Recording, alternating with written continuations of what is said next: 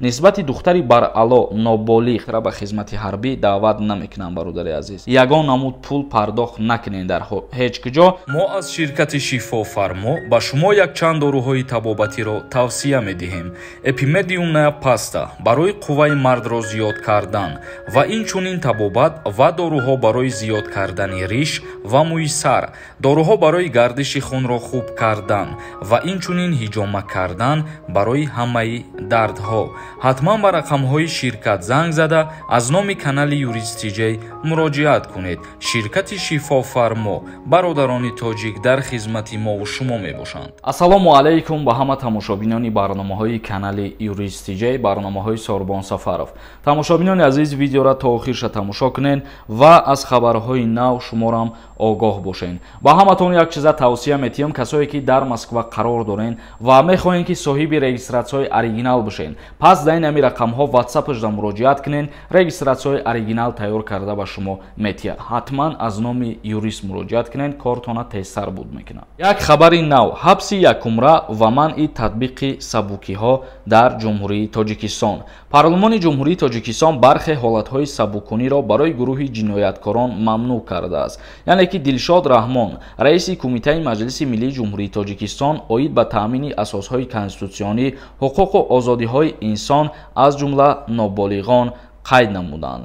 мутобиқи тағйир ва иловаҳо минбаъд институтҳои шартан татбиқ накардани ҷазо, муҳлати ба ҷавобгарии ҷиноятӣ кашидан, шартан пеш аз муҳлат аз адои ҷиноятӣ озод кардан маҳкумшудагон татбиқ намегардад. тавзеҳ додааст ки моддаҳои мазкур тавассути илова намудани ҷазои якумра, маҳрум кардан аз ҳуқуқи ишғоли мансабҳои муайян ва ё машғул шудан ба фаъолияти муайян ва тасҳеҳи ҷазои асосӣ ба маҳрум кардан муҳлати 25 сол ё ки ҷазои якумра пешниҳод намудааст. Дилшод Раҳмон зикр намуд ки қисму моддаҳои Кодекси ҷиноии Ҷумҳурии Тоҷикистон ки ҷавобгарии ҷиноятиро барои таҷовуз ба номус ё ҳаракати зӯроварӣ дорои хусусияти шаҳвонӣ нисбати духтари баръало ноболиғ, духтари баръало ба синни 14-солагӣ нарасида ё хеши наздик пешбинӣ намудан такмил дода шудааст. яъне муҳлати татбиқи ҷазое ки мо номбар кардем махсус барои ана ҳамин гурӯҳ ашхосон мебошад ки ба таҷовуз мекунанд духтарони ноболиға ё ки ҷазои як умра ё маҳрум сохтан аз озодӣ ба муҳлати 25 сол. тамошобинони азиз, як чизи дигара қайд мекунем дар ҳамиҷа ва аз шумо эҳтиромона хоҳиш мекунем ки як дастгирии дигар кунед. мо рӯзҳои наздик финали конкурса муайян мекунем. ҳозираш да 190 донаи дигар билет мондагиай. касе ки мехоҳад конкурси ма билет бихара, картаи Сбербанк дар рӯи экран. ин карта ба номи Мунис Хуршедович мебошад. ан ногуфта намона, ба 1000 рубл 7 дона билетон метиҳем. конкурс ҳамагӣ 51 дона приз дора ва шанси бурд кардани шумо зиёдай. нархи билет бениҳоят арзон 200 рублай. метавонед ки чектона дар рақамҳои WhatsApp қатъи ном ва фамилиятон равон кунед. дастгирии ҳар яки шуморо ман интизорам. мегзарем ба қисми хондани комментарияҳо. шаҳзод нависонда: салом алайкум акаи Сорбон, илтимос мегуфтӣ мара таги пом ҳамворай, ҳамуда нигодни справка дорум, агар ма дар вақти аблава бирам хизмат мебаранд ё ки не. дар ҳолате ки ту военни билети нигодни дошта бошӣ, тира ба хизмати ҳарбӣ даъват намекунам. бародари азиз Фирӯзӣ нависонда: акаи Сорбон, ма заочни мехонам, сеюм курс, дар Москва қарор дорам. агар Тоҷикистон бирам, дар вақти дарс аблава ҳақ дора қапида хизмат баранд. дарсҳо дар вақти аблава сар мешавад, хитон медонен. дар вақти дарс хондан шуморо ба хизмат даъват намекунанд, вале берун аз дарс боша ба хизмат бурда мешаванд ва касое ки заочни мехонанд 2 сол хизмат мекунанд. Акмал Туйчиев нависонда: ассалому алайкум ака, ма 3 сол пеш видварения будам, хона нарафтам, чӣ мешава хона бирам, илтимос ҷавоб гӯед.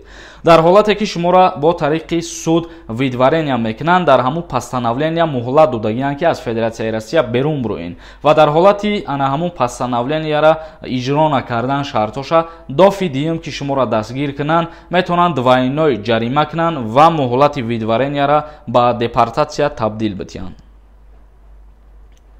Алиев нависондай: ака салом алейкум, сози хуби ҳами вазушка дар Тоҷикистон иҷозатай ва иҷозат набошад, сабабаш да чиай? ҳар як давлат қонунгузории худша дорад ва дар ҷумҳурии Тоҷикистон истифода бурдани предметҳои ба монанди силоҳ қатъиян манъ мебошад. меҳрубон нависонда барои чӣ барои синфи якум сум мегиранд.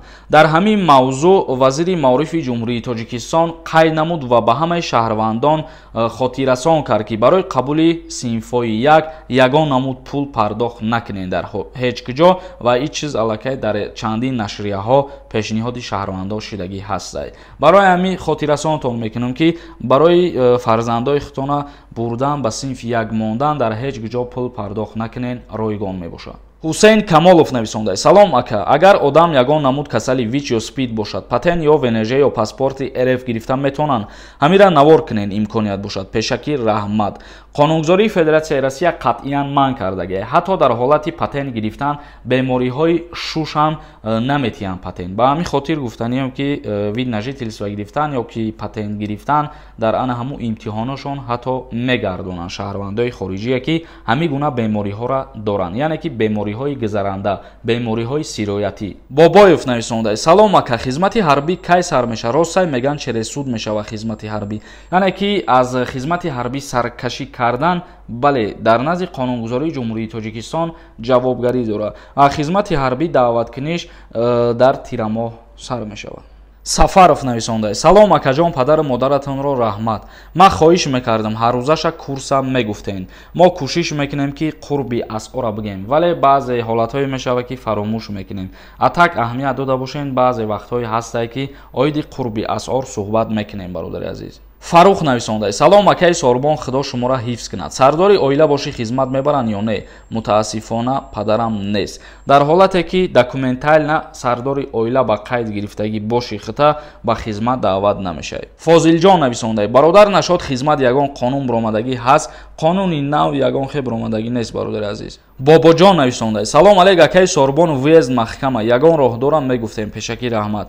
Роҳи кушода карданша агар бугӯй не, ягон роҳи кушода кардан надорад. Муҳаммад нависонда: салом Сорбон Сафаров, патент дошта бошӣ продлит кардан мешавад? Бале мешавад. Дар ҳолате ки шумо дар ягон ширкат кор ва фаъолият мекунед ва бо ӯ ширкат трудовой договор дошта бошед, агар вақте ки буд мешава патентон, як моҳ пешакӣ муроҷиат мекунед, бе гузаштани граница продлит мешавад. Ва агар ки трудовой договор надошта бошед, мутаассифона намешавад. Тамошобинони азиз, ба ҳамин барномаро ҷамъбаст мекунем. То барномаҳои дигар, худованд ҳамаи мо ва шуморо нигаҳбон бошад.